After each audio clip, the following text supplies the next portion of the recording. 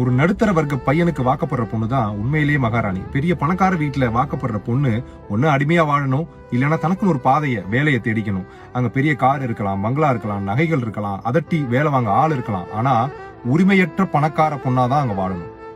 அடித்தட்டான கல்யாணம் பண்ற பெண்கள் சரிக்கு சரியா உழைக்கணும். வெளியில அவன் கூட உழைக்கணும், வீட்டுல அவனுக்காக உழைக்கணும். ஒருவேளை குடிகாரனா இருந்தா அவனுக்கும் சேர்த்து குடும்பத்துக்கும் சேர்த்து உழைக்கணும். இங்க அதிகாரம் மிக்க அடிமைகளாதான் பெண்கள் இருக்காங்க.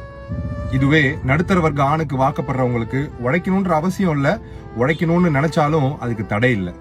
கணவனோட சம்பாத்தியத்தை சேமிக்கவோ செலவு செய்யவோ இவங்களுக்கு முழு அதிகாரம் இருக்கு. எல்லா முடிவையும் தானே எடுக்கலாம். வேர்வையோட தூங்கினாலும் ஆதரவாகவும் பாதுகாப்பாகவும் தூங்க முடியும். பஸ்ல போனாலும் சந்தோஷமா இருக்கலாம். கடன் வாங்கி குடும்பம் நடத்தினாலும் உனக்கு நான் எனக்கு நீன்னு ஆதரவா தோல் சாயறதுக்கு நமக்குன்னு ஒரு தோல் இருக்கும்.